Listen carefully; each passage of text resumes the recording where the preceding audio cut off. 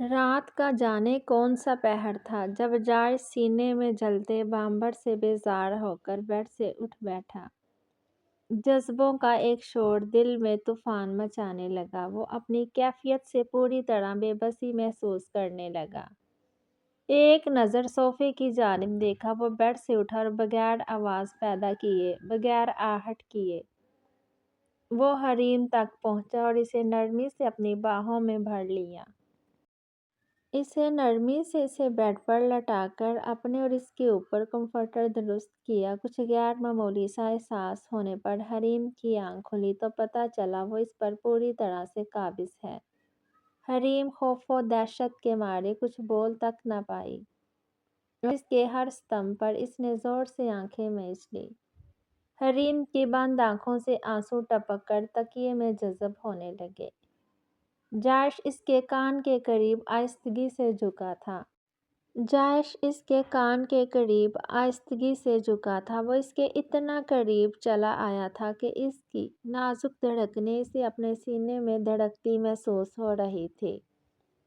اب جب کہ پوری طرح اس سردار کی ہو ہی چکی ہو تو یہ گریز کس لیے جانم؟ جارج کا مخمور لہجہ نے اس کی سانس مزید اس پر تنگ کی تھی۔ حریم، آئی لو یو سو مچ، بہت محبت کرنے لگا ہوں تم سے۔ تمہارے بغیر ایک پل بھی نہیں رہنا چاہتا میں۔ وہ اس کے کان کے قریب جھک کر اس کے کانوں میں سرگوشی کرتا ہوا گویا ہوا۔ حریم کے جسم سے اس کی روح نکلنے لگی۔ وہ جانتی یہ شخص انتہائی بے باک اور بے رحم ہے اور اس کی گرفت سے بچ پانا مشکل ترین امر۔ جارج نے اس کے ماتھے پر اپنے لب رکھے۔ وہ جو اس کے لیے محسوس کرتا تھا اسے اظہار کرتے وقت اپنے الفاظ ناکافی محسوس ہوئے۔ حریم، تم میری ہو؟ جارج نے اس کے کان میں رس گھولا۔ وہ اس کی جانب سے اپنا رخ دوسری جانب موڑ گئی تو جارج کے دل کو کچھ ہوا۔ اس نے شہادت کی انگلی سے اس کی چن تھام کر اس کا رخ اپنی جانب موڑا۔ ایسے مت کرو حریم، میرے ادھورے وجود کو مکمل کیا ہے تم نے۔ تم ہو تو اب سردار جارج جہانگیر کا وجود ہے۔ پلیز مجھے چھوڑ کر کہیں مت جانا۔ اس کی گال کو چومتے جارج نے اس کے کان میں ایک گزارش کی۔ حریم کے آنسو تواتر سے بہہ رہے تھے جو وہ اپنے لبوں سے چنے گیا۔ جارج نے پرسکون ہو کر اپنی آنکھیں موند لیں۔ اس کی قربت بھی جیسے ایک نشے کی مانند تھی جو سر چڑھ کر بول رہا تھا۔ جارج اس کے وجود میں گم ہوتا چلا گیا۔ وہ اس کے پہلو میں بیڈ پر بیٹھی، چہرہ ہاتھوں میں چھپائے، اب بری طرح سبک رہی تھی۔ جارج بھی اپنی جگہ پر اٹھ بیٹھا تو وہ اپنے آپ میں سمٹنے لگی۔ حریم، میں تمہیں تمہارے پیرنٹس سے ملا دوں گا مگر اس شرط پر کہ تم ان کے ساتھ جانے کی ضد نہیں کرو گی۔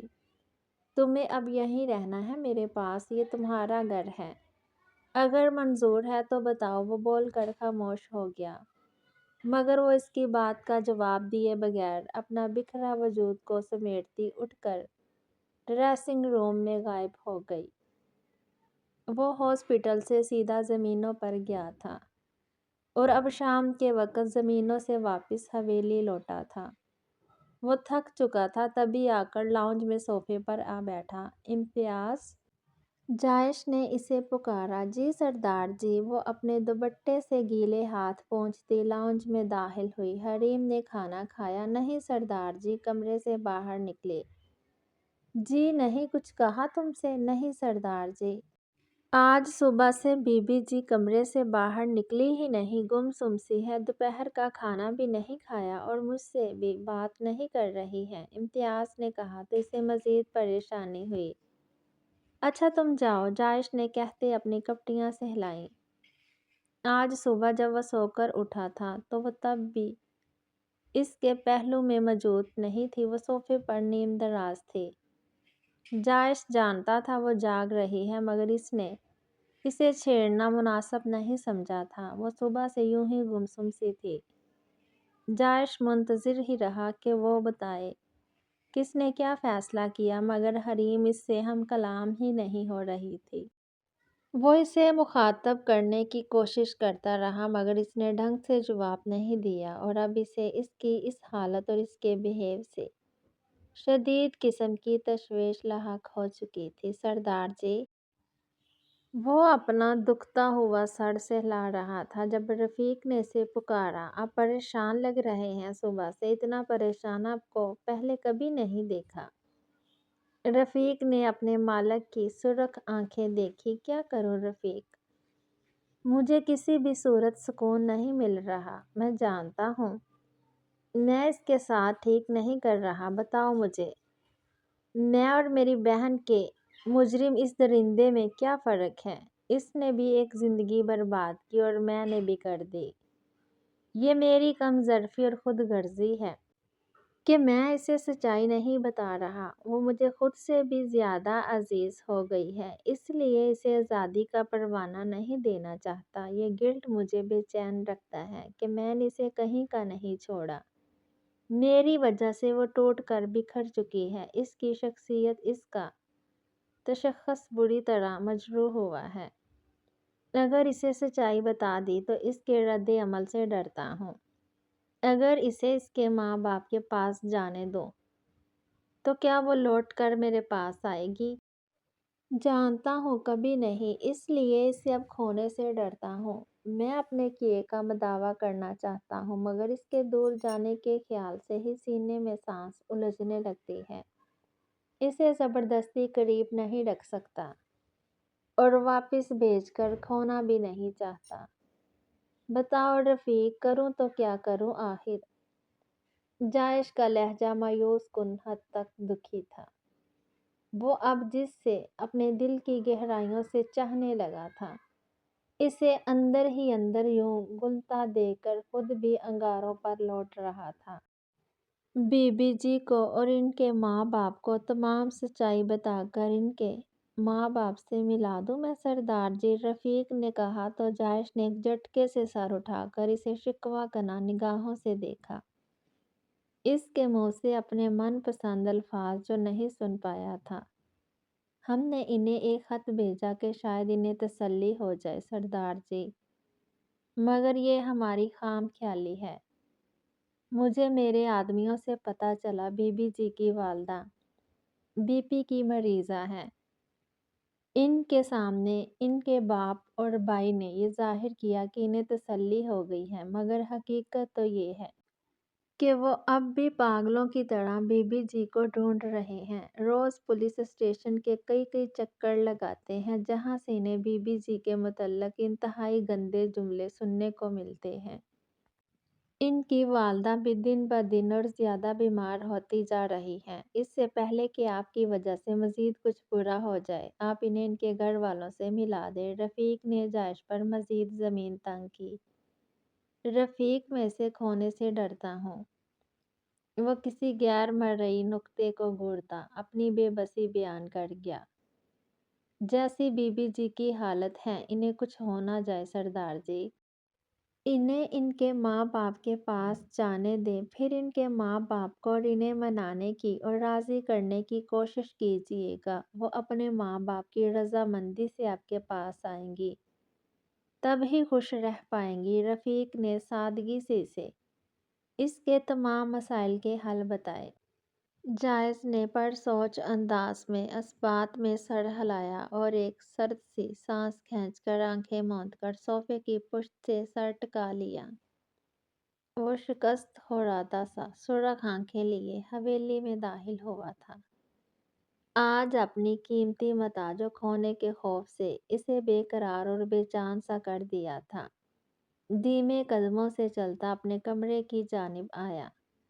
آج پورا ہفتہ گزر چکا تھا۔ جائش کے حریم کا بے تحاشا خیال رکھنے کے باوجود حریم کو یوں ہی پتھر کا بت بنے وہ یوں ہی گمسم سی رہتی تھی، نہ کسی بات پر احتجاج کرتی، نہ چیختی، نہ چلاتی، نہ کوئی بات کرتی۔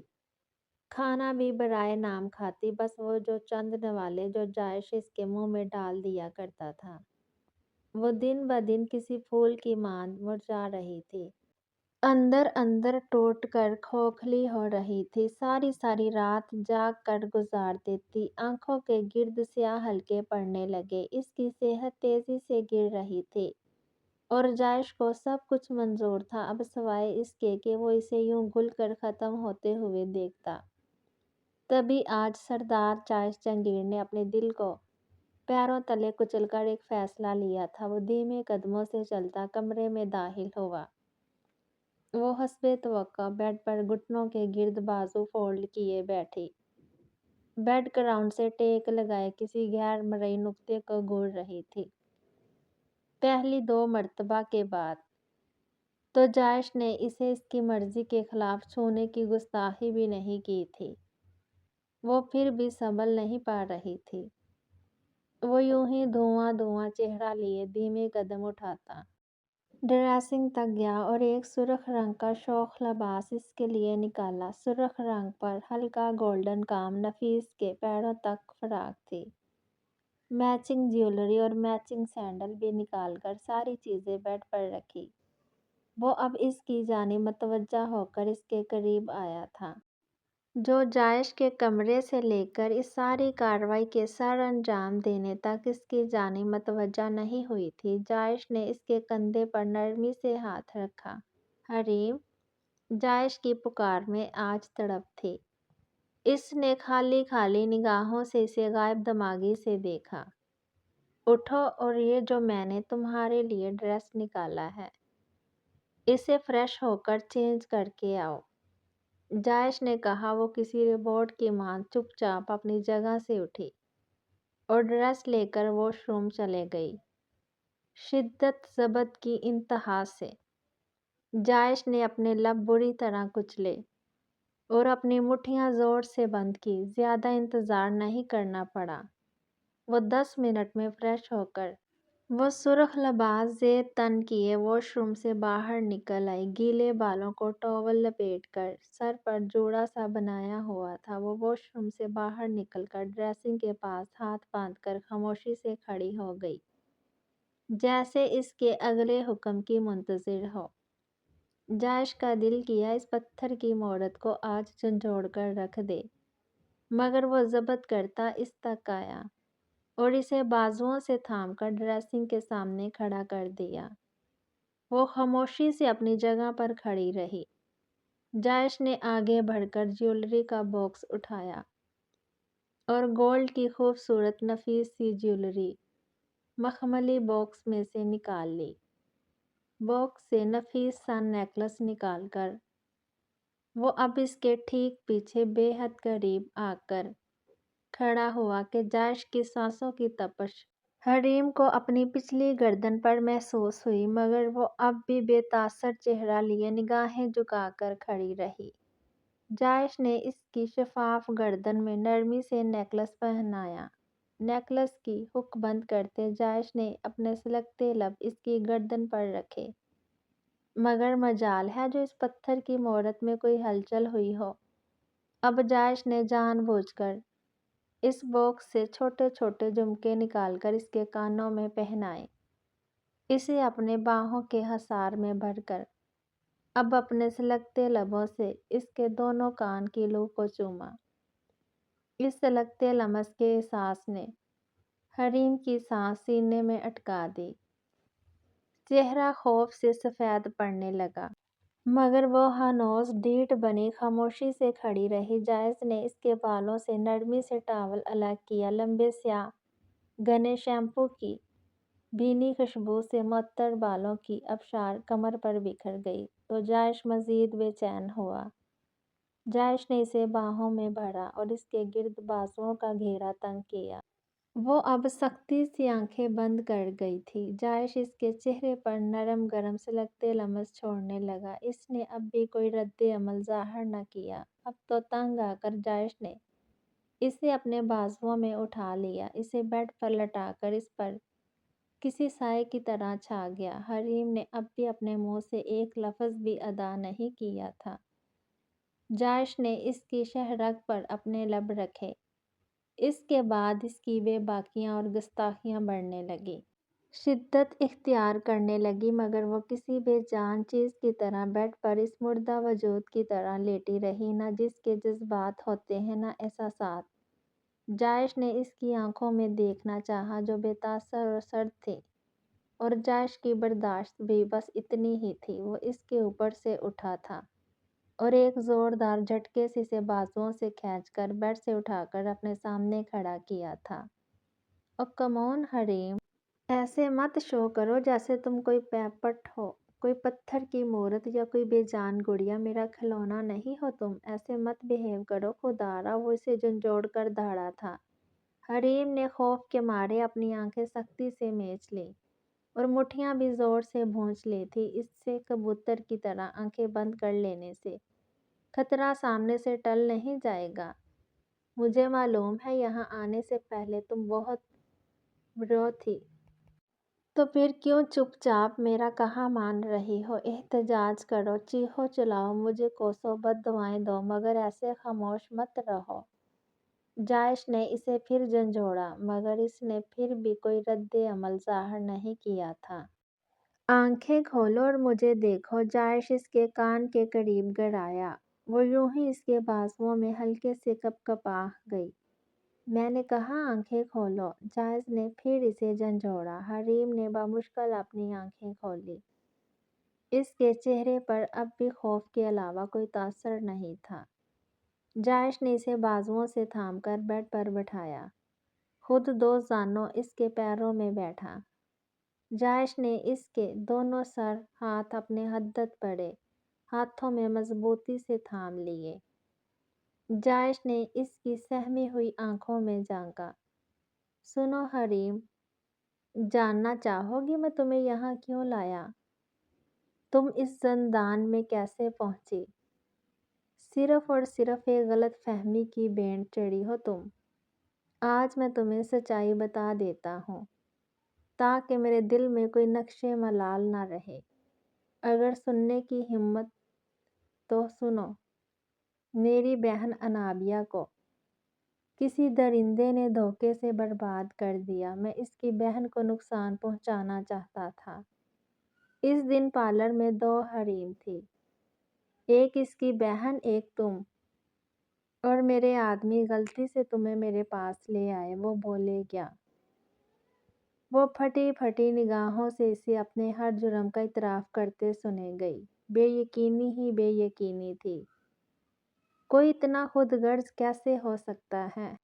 اتنا ظالم، اتنا سفاک کہ محض اپنی غرض کی خاطر یوں اس پر اس کی زندگی تنگ کر دیتا۔ جایش بولے گیا جب اچانک حریم نے اس کے ہاتھوں سے اپنے ہاتھ یوں چھڑائے جیسے وہ کوئی عفریت ہو۔ "حریم"، جایش نے بے بسی سے اسے پکارا۔ "خبردار، اپنی گندی زبان سے آپ نے میرا نام لیا"۔ وہ چلائی۔ "حریم پلیز"۔ جایش نے اس کے بازو تھامنے چاہے۔ "خبردار، اپنے غلیظ ہاتھوں سے مجھے چھوا"۔ وہ بھوکی شیرنی بنی گڑائی تھی۔ آج ایک ہفتے کے بعد اس کی چپ ٹوٹی تھی تو وہ آندھی طوفان بن کر اب سب کچھ تباہ برباد کر دینے کے در پہ تھی۔ "حریم، میری بات سنو"۔ "نہیں، کچھ نہیں سنوں گی میں۔ نفرت ہے مجھے آپ سے، آپ کے وجود سے، آپ کی شکل سے، آپ کے ہر لمس سے۔ اگر میرے بس میں ہوتا تو میں اپنے اس وجود کو کب کا زندہ جلا دیتی جسے آپ نے تختہ مشق بنائے رکھا، جس پر مجھے آپ کا لمس محسوس ہو کر مجھے کراہیت سے دوچار کرتا ہے، مجھے گھن آتی ہے خود سے"۔ وہ اب پورے کمرے کا حشر بگاڑتی بلک بلک کر رو رہی تھی۔ جایش چاہتا تھا وہ اپنا دل کا غبار نکال باہر کرے، تبھی خاموشی سے کھڑا اپنے لب کچلے گیا۔ وہ اب صوفے پر ڈھہ سی گئی تھی اور چہرہ ہاتھوں میں چھپا کر پھوٹ پھوٹ کر رو دی۔ تبھی دروازے پر ہلکی دستک ہوئی تھی۔ "یس کم آن"، جایش نے اجازت دی۔ تب رفیق نے دھیمے سے دروازہ کھولا۔ "سردار جی، بی بی جی کے گھر والے آئے ہیں، ڈرائنگ روم میں بٹھایا ہے"۔ رفیق کے کہنے کی دیر تھی جب وہ کانپتی ٹانگوں سے بے یقینی سے رفیق کو دیکھتے اپنی جگہ سے کھڑی ہوئی۔ "حریم"، جایش کی آواز میں التجا تھی مگر اس نے سنا نہیں۔ وہ ہر بندھن توڑ کر رفیق کو پیچھے کیے جانب دھکا دے کر باہر بھاگی تھی۔ "حریم، سنبھل کر"۔ وہ اس کے پیچھے بھاگتا اسے اندھا دھند سیڑھیاں اترتے دیکھ تڑپ کر بولا تھا، مما، بابا۔ وہ حلق کے بل چلائی۔ سلمیٰ بیگم، یوسف اور عماد اس بڑی سی حویلی میں بے چینی سے داخل ہوئے تھے۔ آج صبح ہی وہ ایک جوان سالہ شاندار سا شخص ان کے گھر آیا تھا۔ ہاتھ جوڑ کر معافی مانگتے سردار جائز جہانگیر نے انہیں تمام حقیقت بتا دی تھی۔ تب عماد اس سے دست درازی کرنے لگا مگر یوسف صاحب نے اسے روک دیا۔ وہ انہیں تمام سچائی بتا کر اپنی حویلی کا پتہ دے کر آیا تھا اور اب وہ لوگ حویلی میں تھے۔ رفیق نے انہیں انتہائی احترام سے ڈرائنگ روم میں بٹھایا تھا۔ ابھی زیادہ دیر نہیں ہوئی تھی انہیں بیٹھے ہوئے جب اپنی نازک سی گڑیا کی بے قرار آواز ان کے کانوں میں پڑی۔ حریم! سلمیٰ بیگم بے قرار ہوئی۔ تب وہ پورے ایک ہفتے بعد ان کے سینے میں آ کر سمائی تھی۔ یوسف صاحب، سلمیٰ بیگم اور عماد اس کی حالت دیکھ کر صدمے سے دوچار ہوئے تھے۔ یہ ان کی وہ نازک سی گڑیا تو نہیں تھی، یہ تو مرجائی ہوئی سوگوار سی لڑکی کوئی اور ہی تھی۔ حریم! سلمیٰ بیگم اور یوسف صاحب کے سینے سے لگی بلک بلک کر رو دی تھی۔ حویلی کے در و دیوار پر عجیب وحشت طاری تھی۔ ہر چیز جیسے سوگواری تھی۔ حریم اور سلمیٰ بیگم کی سسکیاں پورے حویلی میں گونج رہی تھی۔ ہر آنکھ اشک بار تھی۔ عماد بنا آنکھیں لیے حریم کو دیکھے گیا۔ بس کرو میری گڑیا، اور کتنا رو گی؟ یوسف صاحب نے اس کا بھیگا چہرہ صاف کیا۔ جائے سر جھکائے اپنی کمر پر ہاتھ باندھے سنجیدگی سے یہ منظر دیکھے گیا۔ رفیق ٹھیک اس کے سامنے کھڑا تھا۔ تب عماد لپک کر اس تک آیا تھا اور جائش کا گریبان اپنے ہاتھوں میں دبوچا۔ یوسف اور رفیق نے انہیں روکنے کی کوشش کی جبکہ سلمیٰ بیگم اور حریم کے لبوں سے چیخیں برآمد ہوئی۔ تمہاری ہمت کیسے ہوئی میری بہن کے ساتھ ایسا کرنے کی بغیرت، بزدل انسان! یہ ایسی تو نہیں تھی، دیکھو تم نے کیا حالت بنا دی اس کی۔ عماد اپنے آپے سے باہر ہونے لگا۔ جائش شرمندہ سا بغیر کسی رد عمل اور مزاحمت کیے یوں ہی کھڑا رہا۔ جانتا تھا عماد کی جگہ وہ ہوتا تو جانے کیا کر گزرتا۔ بڑی مشکل سے یوسف صاحب نے عماد کو واپس کھینچ کر اسے اس پر ہاتھ اٹھانے سے روکا کہ وہ اب کسی ہنگامہ آرائی کے یا پھر کسی نقصان کے ہونے کے متحمل ہو ہی نہیں سکتے تھے۔ یوسف صاحب عماد کو دبوچ کر حریم کے پاس لائے تھے۔ وہ سلمیٰ بیگم کے بازوؤں سے نکل کر عماد کے سینے سے لگی اور ہچکیوں کے ساتھ رونے لگی، میری گڑیا۔ عماد بھی اب بے آواز آنسو بہانے لگا تھا۔ پلیز خدا کے لیے مجھے معاف کر دیں آپ لوگ۔ میں جانتا ہوں مجھ سے سنگین قسم کی غلطی ہو گئی ہے، بلکہ گناہ ہوا ہے مجھ سے، مگر غلطی بھی تو انسانوں سے ہی ہوتی ہے۔ میری بھول سمجھ کر معاف کر دیں مجھے۔ جائش نے یوسف صاحب کے سامنے ہاتھ جوڑے۔ غلطی؟ مائی فٹ! بابا اس غلیظ پاگل آدمی کو کہیں ابھی کے ابھی حریم کو آزاد کرے، نہیں تو میں اپنے ہاتھ اس کے گندے خون سے رنگ ڈالوں گا۔ عماد داڑھا تھا۔ سلمیٰ بیگم نے نفرت سے اس آدمی کو دیکھا جس نے ان کی بیٹی کو پوری طرح برباد کر دیا تھا۔ عماد، تحمل سے کام لو، یوسف صاحب نے ٹوکا۔ حریم، ادھر آؤ بابا کے پاس، یوسف صاحب نے کہتے اسے اپنے سینے میں بھونچا۔ بابا مجھے لے جائیں یہاں سے، میں یہاں ایک سیکنڈ بھی نہیں رکنا چاہتی۔ میں مر جاؤں گی بابا، مجھے گھر جانا ہے۔ حریم نے ہچکیوں کے دوران یوسف صاحب سے کہا، میری بچی کا فیصلہ اچھی طرح سے سن لیا ہوگا تم نے، تو بہتر یہی ہے کہ تم اسے ابھی کے ابھی ہمارے سامنے طلاق دے کر آزاد کر دو۔ وہ یہاں بالکل نہیں رہنا چاہتی، جو بھی تھا تمہاری غلطی تھی یا گناہ۔ میری بچی کو آزاد کر کے اس کا ازالہ کرو۔ یوسف صاحب کے سرد و سپاٹ لہجے میں کہے گئے الفاظ نے جائش کے پیروں تلے سے زمین کھینچی۔ ایسا ممکن ہی نہیں ہے سر۔ حریم اب میری عزت ہے، میری بیوی، اس حویلی کی بہو۔ سردار خاندان میں طلاقیں نہیں ہوا کرتی، رشتے نبھائے جاتے ہیں۔ میں جانتا ہوں اسے حاصل کرنے کا میرا طریقہ انتہائی گھٹیا اور سفاکیت بھرا تھا، مگر اب جو بھی یہ میری ملکیت ہے اسے آزاد ہرگز نہیں کروں گا میں۔ یہ میری عزت ہے اور مرتے دم تک میرے نام سے منسوب رہے گی۔ حریم میری اور میری ہی رہے گی۔ جائش نے جھکی نگاہوں کے ساتھ مگر بے حد پختہ اور اٹل لہجے میں کہا تو وہ وہاں کھڑے ہر شخص نے دم ساتھ لیا۔ حریم پھر سے بے جان ہونے لگی۔ تمہاری ہمت ہے اب بھی یہ سب بکواس کرنے کی؟ عماد دانت پیس کر اس کی جانب لپکا، مگر سلمیٰ بیگم نے اس کا بازو دبوچ لیا۔ وہ دیکھ سکتے تھے اسلحے سے لبریز گارڈز کی فوج، اس شخص کی شان و شوکت، اس کا رتبہ، اس کی طاقت، اسی لیے اس سے الجھنا نہیں چاہتے تھے۔ برخوردار، شاید تم نے صحیح طرح سے سنا نہیں جو ہم نے کہا۔ میری بچی یہاں ایک سیکنڈ بھی نہیں رہنا چاہتی۔ تم نے خود کہا کہ تم اپنے کیے کا ازالہ کرنا چاہتے ہو تو ازالہ کرو پھر۔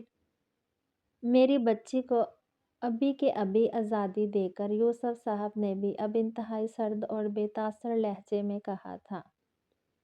جائش نے پہلو بدلا۔ آپ لوگ اس وقت جذباتی ہو رہے ہیں سر، سوچ سمجھ کر فیصلہ کیجیے۔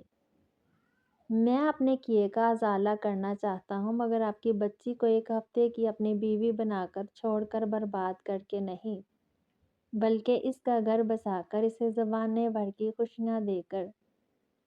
ہوپ سو آپ سمجھ رہے ہوں گے میری بات کو کہ میں کیا کہنا چاہتا ہوں آپ سے۔ جائش نے سنجیدگی سے کہا۔ یوسف صاحب کو چپ لگ گئی، مگر حریم کی سسکیاں انہیں نیزے کی طرح چبھ رہی تھیں۔ امتیاز! جائش نے بلند آواز میں اسے آواز دی۔ وہ فوراً سے پہلے وہاں حاضر ہوئی۔ بی بی جی کو ان کے کمرے میں لے جاؤ، اتنا روئیں گی تو طبیعت نہ خراب ہو جائے، جائش نے بے تاثر لہجے میں کہا، جبکہ وہاں موجود عماد کو اس کی ڈٹائی پر غم و غصے سے پاگل ہو گیا۔ تبھی عماد نے لپک کر اس کا گریباں دبوچا تھا۔ سلمیٰ بیگم اور یوسف صاحب نے عماد کو پکڑا، مگر وہ کسی شیر کی طرح پھر چکا تھا۔ میری بہن اب صرف اور صرف اپنے گھر جائے گی، بغیرت بزدل انسان، اور تم ابھی کے ابھی اسے آزاد کرو گے؟ عماد چلایا۔ یہ نہیں ہو سکتا۔ حریم اب میری ملکیت ہے اور یہ مرتے دم تک اس رشتے سے آزاد نہیں ہو سکتی۔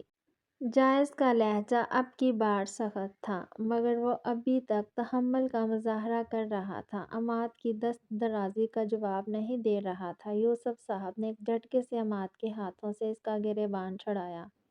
میں کورٹ جاؤں گا اور اپنی بہن کو تم جیسے درندے سے آزادی دلا کر رہوں گا۔ عماد بھوکے شیر کی مانند پھنکارا، مگر اس کی ایک ہی تکرار سے اب جائش کا دماغ بھی غم و غصے سے گھوم چکا تھا۔ کوشش کر کے دیکھ لو، ویسے اس شہر کی کورٹ کچہری اپنی جیب میں لے کر پھرتا ہوں، ایڑیاں رگڑنے کے بعد بھی کچھ حاصل نہیں ہوگا۔ میں محبت کرتا ہوں حریم سے، اسے میری ضد مت بناؤ صالح صاحب۔ اور بہتر یہی ہے کہ یوں جذباتی ہونے کی بجائے اپنے بڑوں کو فیصلہ کرنے دو۔ جائش کا لہجہ اب کی بار قدرے بلند اور رعبدار تھا۔ حریم کی جان حلق میں اٹک گئی۔ آخر یوسف صاحب نے ہی عماد کو سختی سے اشارہ کر کے چپ کروایا۔ ہم فی الحال اپنی بچی کو لے کر جا رہے ہیں، سوچ سمجھ کر فیصلہ کریں گے، اور ہمیں فی الحال کچھ نہیں کہنا، ہمیں جانے دو یہاں سے۔ یوسف صاحب نے دو ٹوک لہجہ اختیار کیا، لیکن سر، ارے خدا کا خوف کرو، فرعون مت بنو۔ بے قصور ہوتے ہوئے میری بچی پر ظلم و جبر کے پہاڑ توڑ دیے، دیکھو کیا حال بنا دیا میری بچی کا۔ ابھی بھی اسے قید میں رکھنا چاہتے ہو؟ خوف کرو خدا کا، بہن والے ہو تو ڈرو اس کے قہر سے۔ بخش دو میری بچی کی جان، جانے دو ہمیں۔ سلمیٰ بیگم نے بلک بلک کر روتے اسے کوسا تو جائش کو چپ لگ گئی۔ یوسف صاحب آگے بڑھے اور وہ جو ماں کے آنچل میں چھپی ہوئی تھی حریم کو خود میں چھپا کر باہر کی جانب بڑھے۔ جائش کے جبڑے شدت ضبط سے آپس میں بھونج گئے، مگر اب کی بار وہ کچھ بول نہیں پایا تھا۔ وہ اپنی آنکھوں کے سامنے اسے خود سے دور جاتا ہوا دیکھتا رہا۔ وہ گھر واپس آ کر نئے سرے سے بکھر گئی تھی، رو رو کر اپنی حالت خراب کر لی۔ بڑی مشکل سے سلمیٰ بیگم نے اسے سنبھالا اور اب وہ بالکل نڈال یوں ہی ہچکیاں بھرتے بھرتے سلمیٰ بیگم کی گود میں گہری نیند سو گئی تھی۔ سب اس کے ارد گرد بیٹھے تھے۔ جب اسماء حریم کے لیے جوس کا گلاس لے کر اس کے کمرے میں آئی، عماد نے اسے خاموش رہنے کا اشارہ کیا تو اس نے جوس کا گلاس چپکے سے ٹیبل پر رکھ دیا۔ عماد، یوسف اور اسماء کمرے سے باہر نکل گئے۔ کافی دیر بعد سلمیٰ بیگم اسے پر کمفرٹر درست کر کے باہر آئی۔ یوسف صاحب عماد کو دھیمی سرگوشیوں میں کچھ سمجھا رہے تھے۔ سلمیٰ بیگم یوسف کے پاس آ کر بیٹھی۔ اب کیا کرنا ہے یوسف صاحب؟ اس مصیبت سے کیسے جان چھڑائیں اپنی بچی کی؟ سلمیٰ بیگم کا لہجہ اب بھی نم تھا۔ اب فکر مت کریں بیگم، اب جیسا ہماری بچی چاہے گی بالکل ویسا ہی ہوگا۔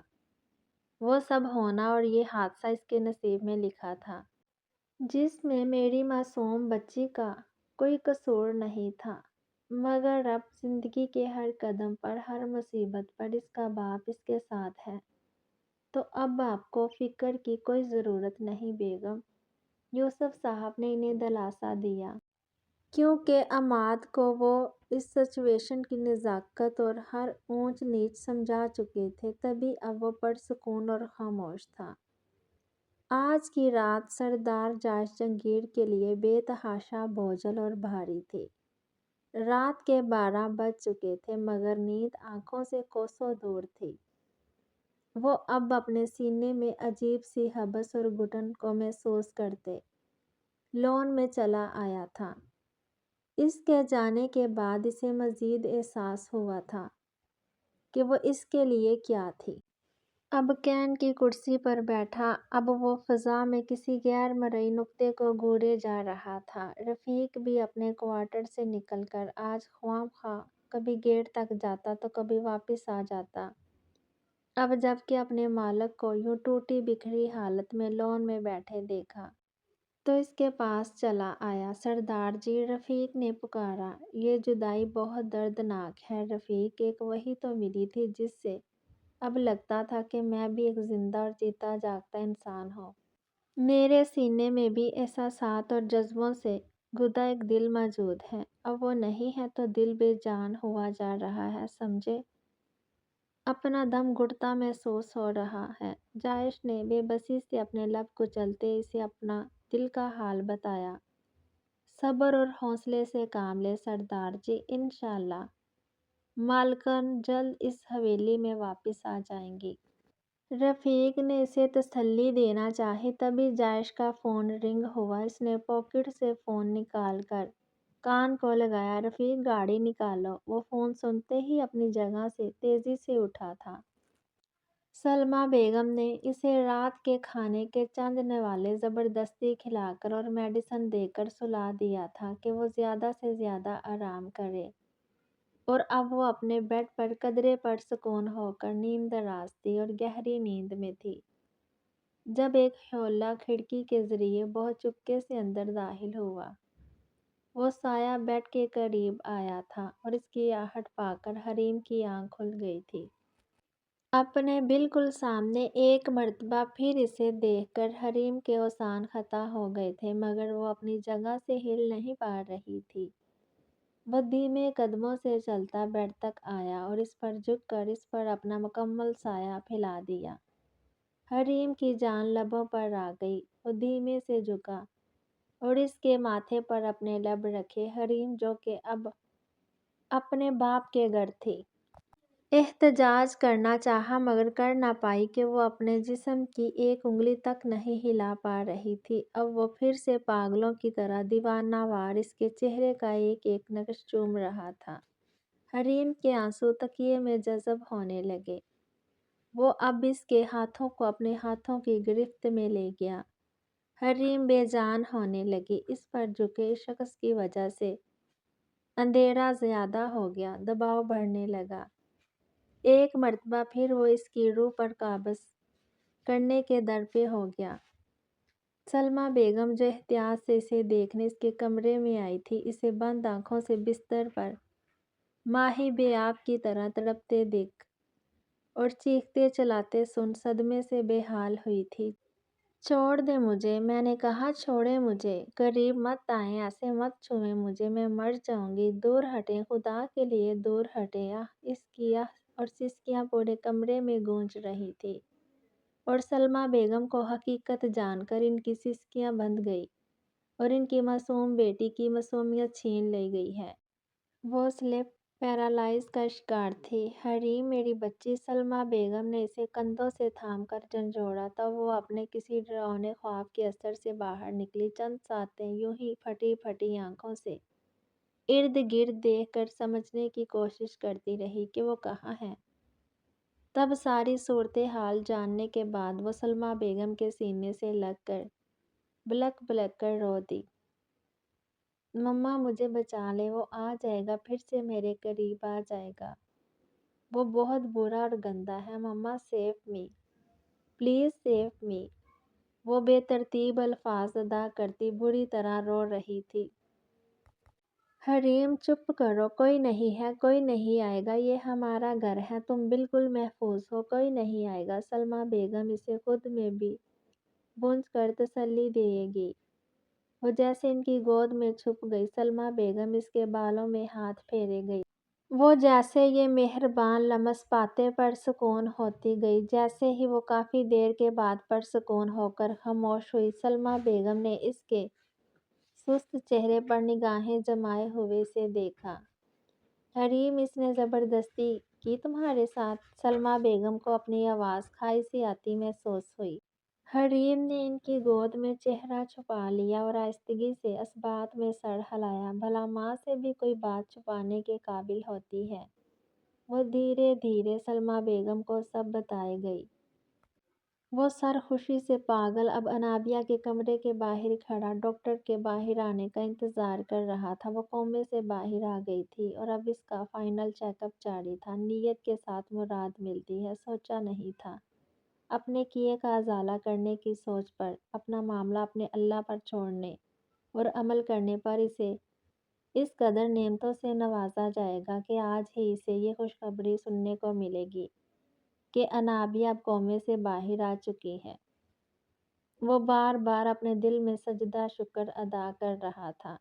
ڈاکٹر باہر آئی۔ کنگریٹس مسٹر جائش، آپ کی سسٹر اب بالکل ٹھیک ہے۔ کل صبح تک ہر قسم کے ٹیسٹ سے تسلی کر لینے کے بعد ہم انہیں ڈسچارج دے دیں گے، ڈاکٹر نے اسے کہا اور چلے گئی۔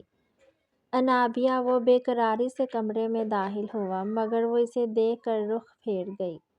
جائش زبردستی آگے بڑھا اور اس کمزور سے وجود کو سینے میں بھونچ لیا۔ جو ہوا اس میں تمہارا کیا قصور تھا پگلی؟ جائش کے کہنے کی دیر تھی جب وہ بلک بلک کر رو دی۔ جائش نے اس کے بالوں میں ہاتھ پھیرا، تب وہ آہستہ آہستہ اپنے دل میں دفن اس دردناک راز سے پردہ ہٹاتی گئی۔ اسٹاف روم بالکل خالی تھا، صرف انابیہ وہاں موجود تھی۔ چھٹی ہو گئی تھی، اسکول کا رول تھا۔ اسٹاف کے آدھے گھنٹے پہلے بچوں کو چھٹی ہو جایا کرتی تھی۔ باقی کا آدھا گھنٹہ میٹنگز یا اسٹاف کے ضروری کام وغیرہ نمٹانے کے لیے مختص تھا۔ اس کی کلاس میں منٹ پہلے جا چکی تھی۔ وہ ڈرائیور کا انتظار کر رہی تھی۔ 10 ماہ ہو چکے تھے انابیہ کو اسکول جوائن کیے، مگر وہ کسی سے بھی اتنی فالتو گفتگو کرتی نہیں تھی۔ اپنے کام سے کام رکھتی۔ پرنسپل اس سے کافی خوش تھی۔ فیضان ایک شیطان صفت انسان تھا جو 10 ماہ سے اس کے نوخیز حسن پر آنکھ رکھے ہوئے تھا۔ حالانکہ وہ اسکول میں کافی نیک صفت مشہور تھا، مگر پہلے دن سے انابیہ کو ایسا دل میں بسایا کہ اسے پانے کو ہر طرح کا جال بچھانے لگا۔ اسے پرپوز کیا تو انابیہ نے یہ کہہ کر کہ تعلیمی پاکیزہ ادارے میں اس قسم کی چیزوں کی گنجائش نہیں نکلتی۔ فیضان نے جب گھر رشتہ بھیجنے کی بات کی تو اس نے سختی سے انکار کر دیا۔ ویسے بھی انابیہ کو کیونکہ وہ پرسنلی بھی پسند نہیں تھا، تو فیضان کو کافی انسلٹ کا سامنا کرنا پڑا۔ انابیہ نے سختی سے انکار کر دیا کہ وہ اس سے شادی نہیں کرے گی۔ اس بات کو 2 ماہ ہو چکے تھے۔